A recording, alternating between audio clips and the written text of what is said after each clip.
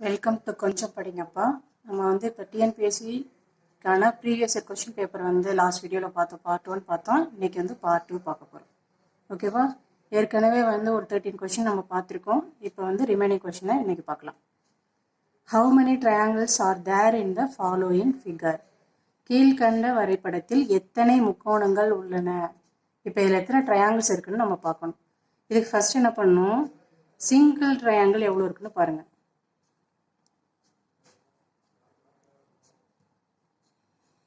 Sorry, single triangle எத்தனை இருக்குன்னு பாருங்க ப்ராப்பராக. 1 2 3 4 5 6. இப்போ இது ட்ரையாங்கிள் கிடையாது, இதுவும் ட்ரையாங்கிள் கிடையாது. அப்போ மொத்தம் எத்தனை இருக்கு? 6 இருக்கு. அடுத்து டபுள், ரெண்டு சேர்ந்த மாதிரி எத்தனை ட்ரையாங்கிள் இருக்குன்னு பாருங்க.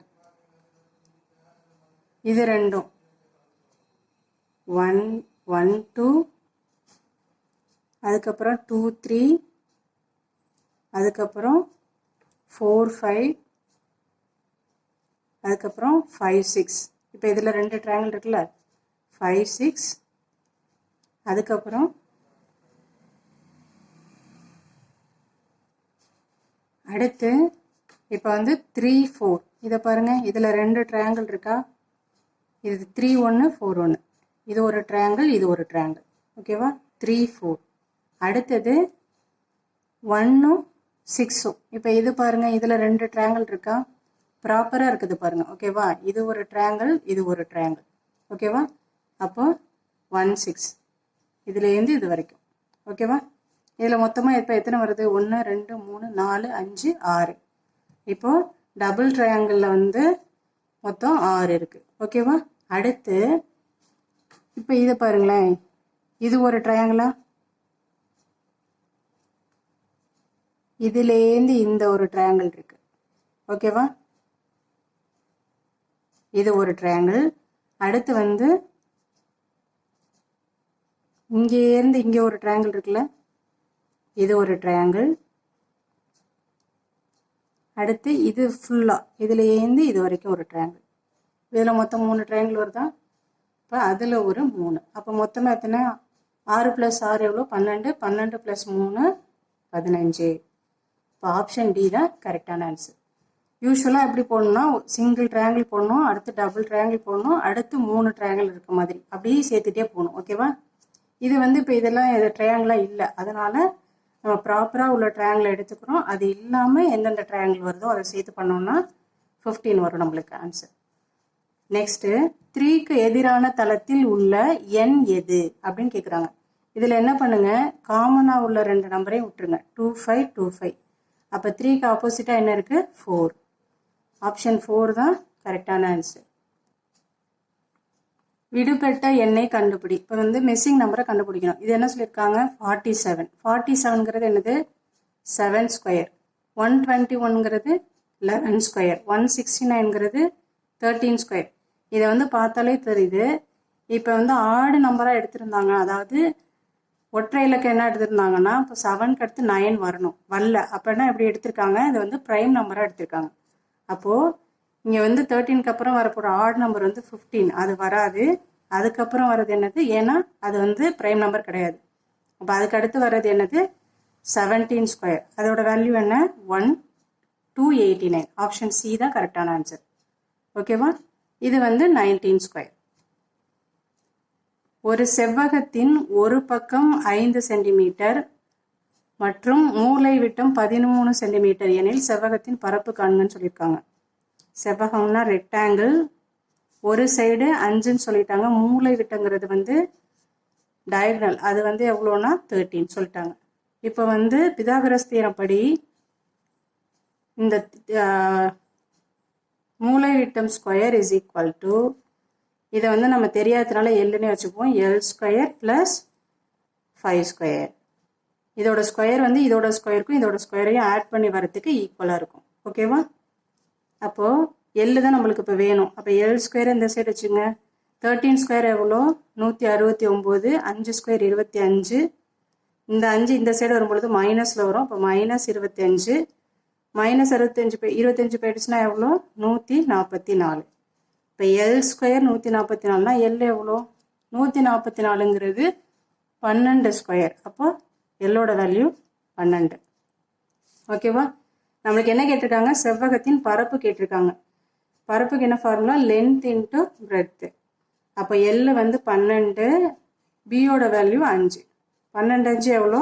60 சென்டிமீட்டர். ஆப்ஷன் சி தான் வந்து கரெக்டான ஆன்சர். ஓகேவா? ஒருவர் ஒரு குறிப்பிட்ட வேலைக்காக பணியமர்த்தப்பட்டார். ஆனால் அவர் சில நாட்கள் வேலைக்கு வராமல் வேலை செய்த நாட்களுக்கான ஊதியமாக 1387 பெற்றார்.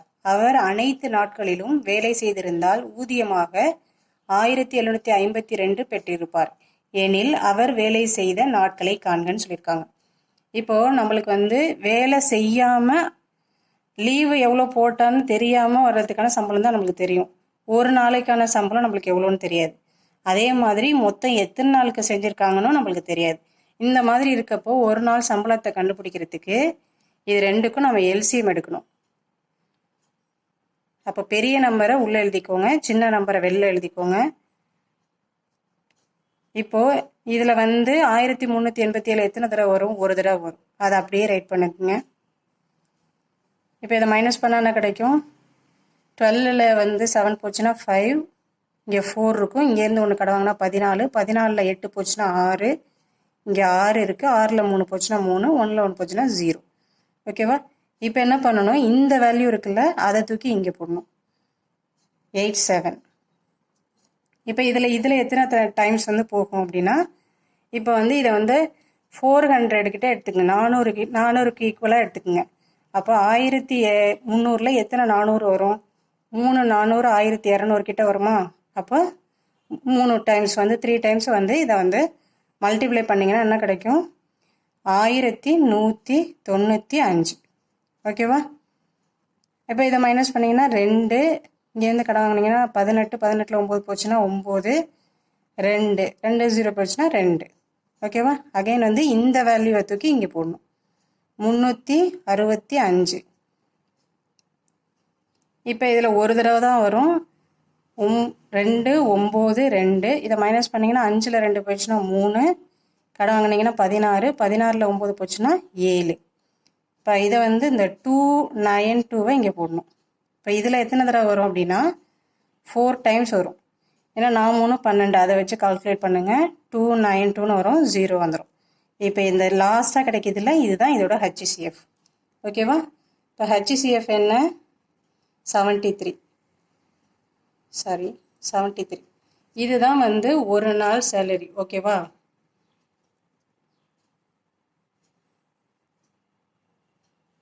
ஒரு நாளோட சம்பளம் வந்து இதுதான். ஓகேவா? இப்போ என்ன கேட்டிருக்காங்க? எனில் அவர் வேலை செய்த நாட்களை காண்க. வேலை செஞ்சதுக்கு எவ்வளோ சம்பளம் வாங்கியிருக்காரு? இவ்வளோ வாங்கியிருக்காருன்னா அப்போ ஒரு நாளோட சம்பளத்தை டிவைட் பண்ணால் அவர் எத்தனை நாள் வேலை செஞ்சுருப்பாருங்கிறது தெரியுமா?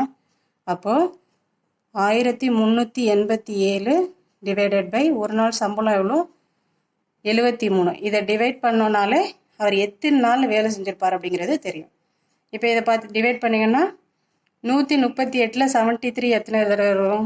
ஒரு தடவை தான் வரும். ஏன்னா 7 2 14, 140க்கு மேலே போயிடும் 2 தடவை பண்ணும் பொழுது. அப்போ ஒரு தடவை வர்றதுல ஆன்சர் என்ன இருக்குது பாருங்கள், 1ன்னு ஸ்டார்ட் ஆகுறது ஆப்ஷன் ஏ தான். இதை நீங்கள் ஃபுல்லாக பண்ணிகிட்டு இருக்கணும்னு அவசியம் இல்லை, டைம் தான் வேஸ்ட் ஆகும். இதை வந்து 1ன்னு வரும்பொழுதே 19ன்னு நீங்கள் வந்து சூஸ் பண்ணிடலாம்.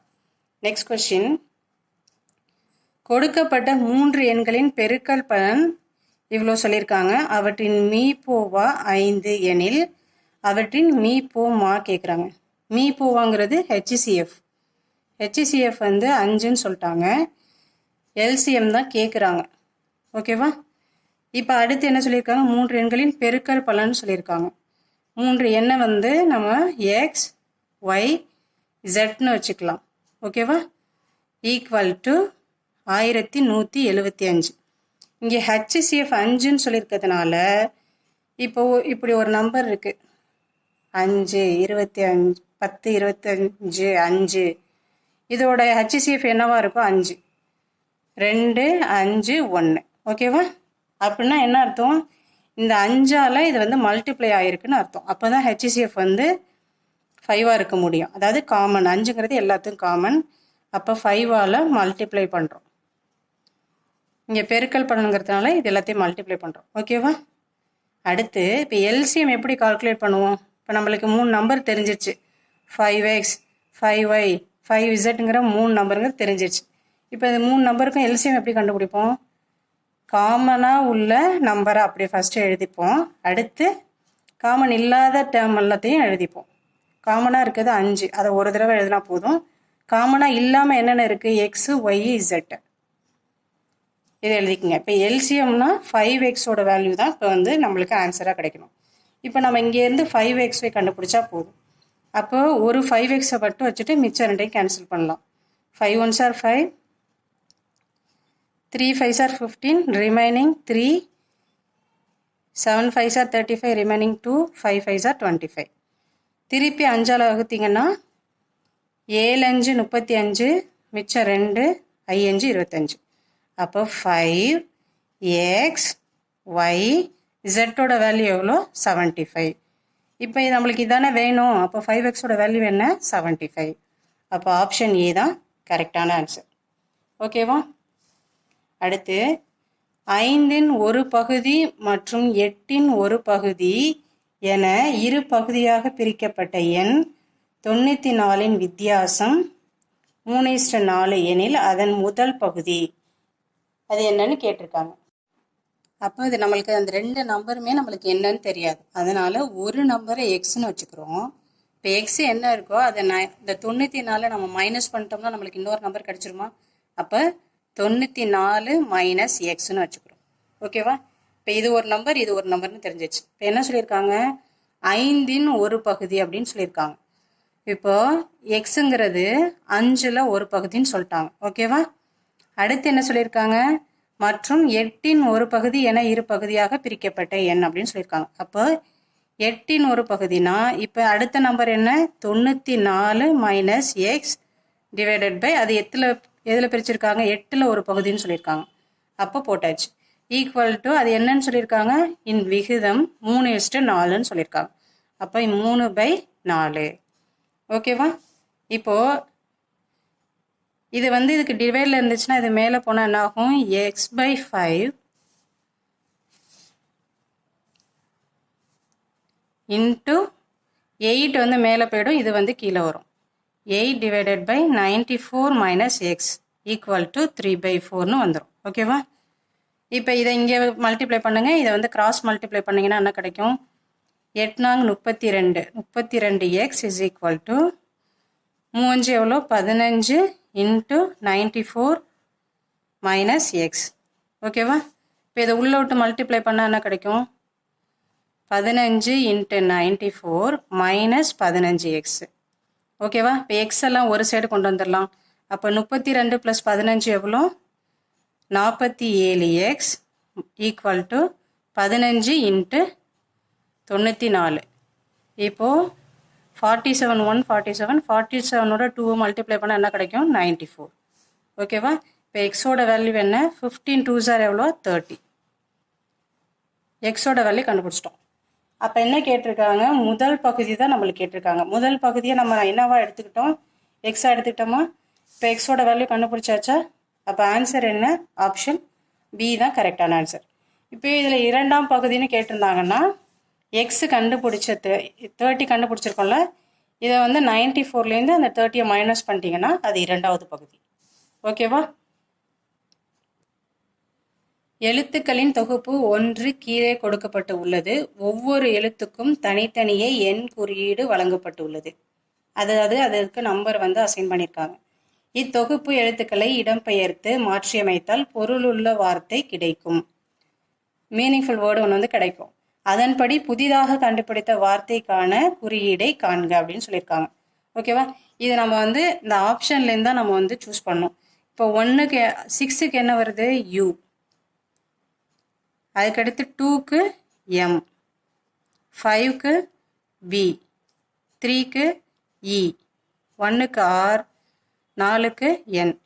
இதை பார்த்தா ஏதாவது மீனிங்ஃபுல் வேர்டு மாதிரி தெரியுதா? இல்லை. அப்போ இது கிடையாது. நெக்ஸ்ட் ஆப்ஷன் பியை சப்ஸ்டியூட் பண்ணுங்க. 4க்கு என்ன? என், ஆறுக்கு வந்து யூ, 2க்கு வந்து என்ன லெட்டர் அசைன் பண்ணியிருக்காங்க எம், 5க்கு வந்து பி, 3க்கு வந்து இ, அதுக்கடுத்து 1க்கு அடுத்து 1க்கு வந்து ஆர். இது வந்து நம்பருங்கிற ஒரு வேர்டு வந்து நம்மளுக்கு கிடைக்குது. ஓகேவா? இப்போ அடுத்து இதை சப்ஸ்டியூட் பண்ணி பாருங்க. 4க்கு வந்து என், அது நீங்கள் சப்ஸ்டியூட்டே அடுத்து பண்ண தேவையில்லை, நம்மளுக்கு இங்கே கிடச்சிருச்சு. ஆப்ஷன் பின்னு சூஸ் பண்ணிடலாம். நீங்கள் வெரிஃபை பண்ணணுன்னாலும் பண்ணிக்கலாம். இப்போ 4க்கு என்ன என்ன, 6 என்ன U, 2 M, 3 E, 1 R, 5 P. இந்த மாதிரி ஏதாவது வார்த்தை இருக்கா? கிடையாது. அடுத்து 5க்கு பி, 4க்கு என், 2க்கு எம், 5க்கு பி, 3க்கு இ, 1க்கு ஆர். இதுவும் கிடையாது. அப்போ எந்த ஆன்சர் தான், எந்த வார்த்தை தான் மீனிங்ஃபுல்லாக வருது? நம்பருங்கிறது தான் மீனிங்ஃபுல்லாக வருது. அப்போ ஆப்ஷன் பி தான் கரெக்டான ஆன்சர். அடுத்து 100லிருந்து 10ஐ உன்னால் எத்தனை முறை கழிக்க முடியும்னு கேட்டிருக்காங்க. இப்போ 100லேருந்து 10 கழிச்சோன்னா என்ன கிடைக்கும்? நம்மளுக்கு 90 கிடைக்கும். அதுக்கப்புறம் அது 90 ஆகிடுது, அது 100 இருக்க போகிறதில்ல. அப்போ ஒரு தடவை தான் நம்மளால் மைனஸ் பண்ண முடியும். ஓகேவா? முகேஷ் ஒரு நாளில் 2/7 பகுதி வேலையை செய்து முடிப்பார் எனில் எத்தனை நாட்களில் அவ்வேலையை முழுமையாக செய்து முடிப்பார் அப்படின்னு கேட்குறாங்க. இப்போ முகேஷோட ஒரு நாள் வேலை வந்து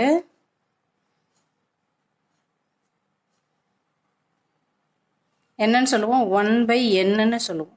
அதான் இங்கே என்னன்னு சொல்லியிருக்காங்க? 2/7 சொல்லியிருக்கோம். அப்போ அந்த முகேஷ் வந்து அந்த வேலையை எத்தனை நாளில் செஞ்சு முடிப்பார்னா n டேஸில் வந்து செஞ்சு முடிப்பார். ஓகேவா? 1 டே ஒர்க் வந்து 1/n அப்படின்னா அந்த வேலையை செஞ்சு முடிக்கிறதுக்கான, முகேஷ் வந்து முழுமையாக செய்து முடிக்கிறதுக்கான நாட்கள் எவ்வளோ அப்படின்னா n. அப்போ என்னங்கிறது என்னது? 7/2. ஓகேவா? இதை அப்படியே ரிவர்ஸில் எழுதணும். அப்போ என்ன கிடைக்கும்? 7ல் வந்து 2 எத்தனை தடவை இருக்குது? 3 தடவை இருக்குது. மிச்சம் 1/2. அப்போ ஆப்ஷன் பி தான் கரெக்டான ஆன்சர். முகேஷோட ஒரு நாள் வேலை கொடுத்துருக்காங்க, அதுதான் 1/n. முகேஷ் அந்த வேலையை செஞ்சு முடிக்கிறதுக்கு n டைம்ஸ் வந்து n டேஸ் வந்து எடுத்துப்பார். என்னங்கிறது இங்கே 7 டேஸ். இப்போ இதை வந்து என்ன இப்போ வந்து ரிவர்ஸில் எழுதிருக்கிறதுனால 2/7 எழுது. நம்ம ஸ்ட்ரெயிட்டாக எழுதணும்னா என்ன ஆகும்? இது அப்படியே ரிவர்ஸ் ஆகும், 7/2. ஓகேவா? அப்போ 3 1/2 தான் ஆன்சர்.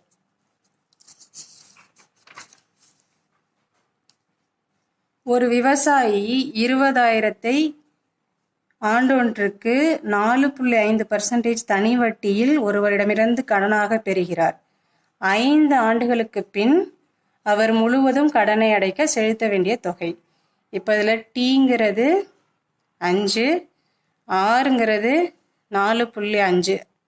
ஆறுங்கிறது இன்ட்ரெஸ்ட்டு, டீங்கிறது டைம் பீரியட், எத்தனை வருஷத்துக்கு வாங்குறாங்கங்கிறது. அதுக்கப்புறம் பிங்கிறது அசல் 20,000 ரூபாய். ஓகேவா? இதுக்கு ஷார்ட்கட் என்னென்னா பியை வந்து இனிஷியலாக 100ன்னு வச்சுக்கோங்க. ஓகேவா? நம்மளுக்கு என்ன வேணும்? அமௌண்ட்டு தான் கேட்குறாங்க. அது எவ்வளோ வட்டியோடு சேர்த்து நம்ம கொடுக்க போகிறோங்கிறது தான். அந்த அமௌண்ட்டுங்கிறதுக்கு அசல் ப்ளஸ் இன்ட்ரெஸ்ட்டை சேர்த்து தான் அந்த அமௌண்ட்டை நம்ம வந்து திருப்பி கொடுப்போம். ஓகேவா? பி வந்து 100 இருக்கும் பொழுது தனி வட்டிங்கிறது சிம்பிள் இன்ட்ரெஸ்ட். அதுக்கு ஃபார்முலா என்ன? PTR/100. இப்போ நம்ம பியை 100ன்னு அசியூம் பண்ணதுனால இங்கே 100 சப்ஸ்டியூட் பண்ணோன்னா என்ன ஆயிரும்? இந்த 100 கேன்சல் ஆகிட்டு டிஆர் மட்டும்தான் சிம்பிள் இன்ட்ரெஸ்ட்டாக இருக்கும். இப்போ டீங்கிறது என்னது? 5. 5 × 4.5 எவ்வளோ? 5 5s are 25க்கு 5, remaining 2, 5 4s are 20, 20 + 2 22.5. இப்போ இன்ட்ரெஸ்ட் வந்து நம்மளுக்கு தெரிஞ்சிருச்சு 22.5. அசல் எவ்வளோ? 100. 100 + 22.5 எவ்வளோ? 122.5. ஓகேவா? இப்போ ஆனால் அவங்க எந்த அமௌண்ட்டுக்கு கேட்குறாங்க? அசலுக்கு 20,000 ரூபாய்க்கு கேட்குறாங்க. அப்படின்னா அமௌண்ட் எவ்வளோ, வட்டியோடு நீங்கள் திருப்பி செலுத்த வேண்டிய தொகை எவ்வளோன்னு கேட்குறாங்க. இப்போது இந்த 2 0 கேன்சல் பண்ணிக்கோங்க. இப்போ வந்து இது ரெண்டுத்தையும் மல்டிப்ளை பண்ணிக்கோங்க. இந்த 2 ஜீரோவை லாஸ்ட்டில் போட்டுக்குங்க. 2ஆல் மட்டும் இதை மல்டிப்ளை பண்ணுங்கள். 2 5s are 10, remaining 1, 2 2s are 4, 4 + 1 5, 2 2s are 4, 2 1s are 2. ஓகேவா? இப்போ இதில் ஒரு டிஜிட் தள்ளி புள்ளி குத்தணும். இப்போ இதை கேன்சல் ஆகிடும். அப்போ ஆன்சர் என்ன? 24,500. ஆப்ஷன் டி தான் கரெக்டான ஆன்சர். தேங்க்யூ ஃபார் வாட்சிங். மறக்காமல் சப்ஸ்கிரைப் பண்ணுங்கள், லைக் பண்ணுங்கள், உங்கள் ஃபீட்பேக்கை கமெண்ட்டில் சொல்லுங்கள். தேங்க்யூ.